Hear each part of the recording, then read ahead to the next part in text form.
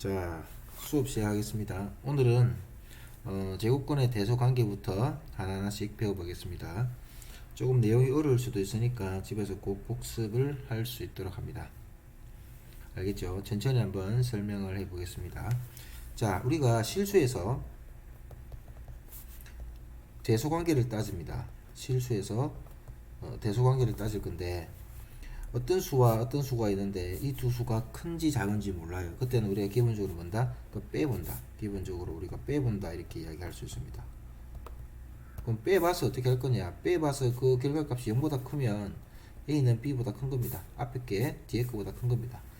근데 만약에 뺐는데 0보다 작다 그러면 뒤에 게 큰 겁니다. 그죠?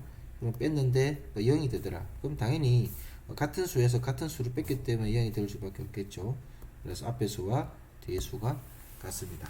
이게 가장 기본적인 실수의 대소관계 판정법입니다. 어떻게 본다? 빼본다. 근데 만약에 우리가 지금 배우고 있는 루트, 즉 무리수에서 대소관계는 어떻게 될 거냐? 만약에 A와 B가 두 개 다 양수라고 가정합시다. 그죠? 그러면 루트 3과 루트 5가 있다. 이때는 루트 안에 있는 수가 크면 클수록 전체의 값은 큽니다. 따라서 루트 5가 크다 이렇게 이야기할 수 있겠죠. 되겠죠? 그 말은 3과 5의 대소관계에서 5가 크면 여기 각각 루트를 씌우더라도 대소관계는 뭐한다? 변하지 않는다 말이죠. 반대로 루트 7과 루트 6이 있습니다. 그러면은 루트 7이 크죠. 결과적으로 안에 있는 알맹이끼리의 대소관계도 뭐다? 7이 클 수밖에 없겠다 말이죠. 되겠습니까? 근데 음수일 때는 좀 달라집니다. 음수일 때는 부등식의 성질을 한번 설명을 해볼게요. 부등식의 성질. 자, 부등식에서 양변에, 그죠? 양변에 음수를 곱하거나 나눌 때, 뭐라고? 음수를 곱하거나 나눌 때는 부등호 방향이 바뀝니다. 부등호 방향이 바뀐다. 몰랐죠? 이게 무슨 말입니까? 한번 봅시다. 한번 살짝 지우고. 자, 여기 3하고 2가 있습니다. 대소관계 3이 크죠? 근데 양변에 마이너스 1을 곱해볼게요. 마이너스 1을 곱합니다. 곱하기 마이너스 1.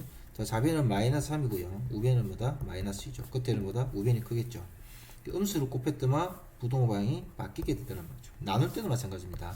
나누는 것도 한번 해주세요. 자, 5, 4. 일단 5가 크죠. 여기서 음수를 나누겠습니다. 마이너스 1, 마이너스 1. 그럼 좌변은 마이너스 5가 될 거고 우변은 마이너스 4가 될 겁니다. 근데 부등호 방향은 마이너스 4가 다 크죠. 따라서 아주 중요한 내용입니다. 음수를 곱하거나 음수를 나눌 때는 부등호 방향이 뭐한다? 바뀌게 돼 있더라. 알겠죠? 되겠습니까? 자, 그러면 루트 7이 있고 루트 6이 있습니다. 당연히 루트 7이 크죠. 근데 여기서 마이너스를 곱하게 되면 부등호 방향이 바뀌게 되더라. 알겠죠? 꼭 기억을 하기 바랍니다. 자, 그 다음에 무리수에 대해서 좀 알아보겠습니다. 그죠? 무리수에서 조금 알아볼게요. 무리수는 이것도 마찬가지로 중학교 3학년 이제 들어와서 처음으로 이제 알 수 있는 수인데 배우게 되는 수인데, 무리수는 여기 뭐라고 나왔냐면 유리수가 아닌 수입니다. 즉 순환소수가 아닌 무한소수로 나타내지는 수를 무리수란다. 무슨 말인지 모르죠? 간단하게 한번 볼게요. 자, 일단 유리수부터 한번 볼게요. 유리수는 정수라는 애가 있고요. 정수가 아닌 유리수가 있습니다. 정수가 아닌 유리수가 있습니다. 정수에는 양의 정수가 있고요. 양의 정수, 그 다음에 음의 정수가 있습니다. 그 다음에 0이 있습니다. 양의 정수는 우리 자연수 말하는 거죠. 그렇죠? 그리고 음의 정수는 자연수에다가 마이너스 부호를 붙인 겁니다. 이렇게. 되겠습니까? 그 다음에 양의 정수 0, 음의 정수를 통틀어서 뭐라 한다? 정수라고 합니다. 되겠죠? 정수. 그 다음에 정수가 아닌 유리수를 이야기합니다. 정수가 아닌 유리수는 자연수, 그리고 0, 그리고 음의 정수 말고 분수꼴로 이렇게 나타낼 수 있는 거. 뭐 0.2라든지 뭐 3.14라든지 이런 숫자들을 우리는 뭐다? 정수가 아닌 유리수라고 합니다. 어쨌든 간에 이거를 통틀어서 뭐라고 한다? 유리수라고 합니다. 유리수의 말 그대로 해석을 하자면 끝이 있는 수입니다. 뭐라고요? 끝이 있는 수. 그러면 반대로 무리수라는 거는 끝이 없는 수가 되겠죠. 얘는 끝이 없는 수입니다. 그죠? 끝이 없는 수. 이 단어 그대로 해석을 하자면 끝이 없는 수라고 이야기할 수 있습니다. 즉 예를 들어서 뭐 1.24, 5, 6, 7, 8, 1, 2, 0, 1 이렇게 끝이 없는 수 있죠. 이 수를 우리는 무리수라고 합니다. 무리수. 그죠? 근데 우리가 루트 2라는 값도 루트 3이라는 값도 수업 시간에 우리가 설명을 해줬죠. 이 숫자들이 탄생하게 된 배경을 설명해 줬습니다. 예를 들어서 예전에 이 말하는 거 이게 지금 정사각형이에요. 그죠? 정사각형 넓이가 7이 나왔어요. 그럼 한 변의 길이가 옛날 사람들이 궁금한 거 이게 도대체 뭐냐? 한 변이 2가 되면 이 넓이는 4가 될 겁니다. 그죠? 근데 한 변이 3이 되면 넓이가 9가 될 겁니다. 근데 이 분명히 7이죠. 그러면 분명히 4와 9 사이에 있는 숫자라는 건 확실한데 계산을 할 수가 없게 된 거죠. 왜? 끝이 없기 때문에. 계속 시도를 해본 겁니다. 이렇게 어떤 수를 곱해가지고 7이 되는 수를 연구를 해보니까는 이거 안되겠다, 이거 이래가지고 안되겠다 확인을 해보니까는 이 끝이 없더란 말이죠. 그래서 이거를 우리는 무리수라고 정의하고 그때 이 수를 곱해서 7이 되는 수를 루트 7이라고 우리가 정의를 하는 겁니다. 되겠죠? 어쨌든 무리수라는 거는 끝이 없는 수다 이렇게 이야기를 하시면 될 것 같습니다. 되겠죠? 자, 뭐 예를 들어서 뭐 1.2456781120 뭐 이런 것도 있죠. 이런 거는 뭐라고 한다? 우리가 무리수라고 한다. 자, 이거는 소수라고 우리 이야기할 수 있겠죠. 뭐라고? 소수. 네, 잘 보세요. 소수도 지금 유한소수가 있고 무한소수가 있습니다. 유한소수란 말은 유한하다. 네, 끝이 있는 수입니다. 끝이 있는 소수가 될 거고요. 무한소수는 끝이 없는 겁니다. 얘는 끝이 없습니다. 근데 끝이 없는 소수 중에서 순환하는 소수가 있고요. 순환하지 않는 무한소수가 있습니다. 순환소수는 중학교 2학년 때 배웠죠. 예를 들어 0.19, 19, 19 이렇게 19라는 게 계속 반복되죠. 그래서 우리 0.19 해가지고 반복되는 숫자 위에다가 순환 마디를 이렇게 찍었습니다. 되겠죠? 그래가지고 우리는 분수꼴로 바꿀 수가 있습니다.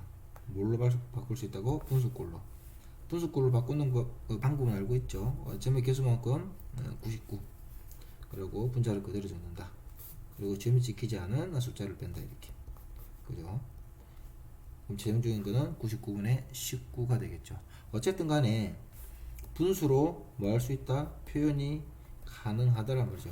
분수로 표현하단 말은 여기 유리수가 될 수가 있다는 뜻이죠. 그래서 소수 중에서 끝이 없는 소수가 순환소수가 있어요. 순환소수는 다시 유리수로 바뀔 수 있습니다. 왜? 다음과 같은 관계로 인해서 결과적으로 뭐다? 분수로 표현을 할 수 있기 때문에 유리수 범위 안에 포함이 되는 겁니다. 그러면 무한소수 중에서 유리수가 되는 수가 있고 유리수가 안 되는 수가 있죠. 유리수가 안 되는 수, 즉 무리수는 순환하지 않는 무한소수입니다. 이렇게 규칙성이 없는 겁니다. 2.74, 15000, 817, 211194 이런 거 규칙이 없죠. 이런 걸 우리 뭐라 한다? 무리수라고 하고 무한소수 중에서도 순환하지 않는 무한소수라고 이야기할 수 있습니다. 이해갑니까? 지금 무리수에 대해서 설명을 했습니다. 자, 그 다음으로 넘어가 볼게요. 실수. 조금 전에 이야기했죠. 실수. 유리수와 무리수를 통틀어서 실수라고 합니다. 그럼 아까 전에 자, 실수라는 범위를 다시 한번 정리를 해볼게요. 실수는 크게 유리수와 무리수로 나타낼 수 있습니다. 됐죠? 자, 유리수는 아까 이야기했다시피 정수가 있고요. 정수가 아닌 유리수가 있습니다. 그죠? 무리수 중에서도 마찬가지로 무리수 중에서도 소수 중에는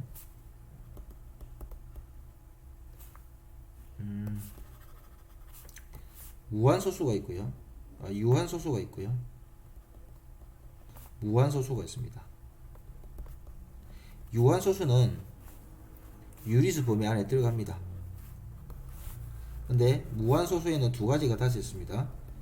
순환소수가 있고 순환하지 않는 소수가 있습니다. 순환하지 않는 소수. 근데 순환소수는 다시 뭐다? 유리수 범위 안에 들어갑니다. 근데 순환하지 않는 소수는 유리수가 될 수 있기 때문에 무리수라고 우리가 정의를 합니다. 되겠죠?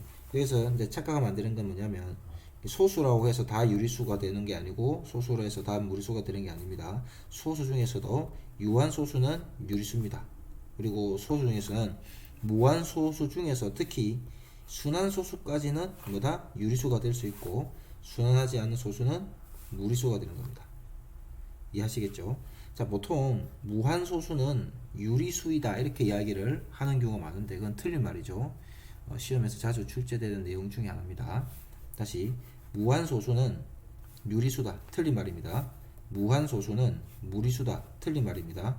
무한소수는 순환소수와 순환하지 않는 소수로 나뉘는데 그때 순환소수는 유리수가 될 수 있고 순환하지 않는 소수는 무리수가 됩니다. 기억을 꼭 하기 바랍니다. 알겠죠? 자, 그러면 문제를 몇 가지 풀어보겠습니다.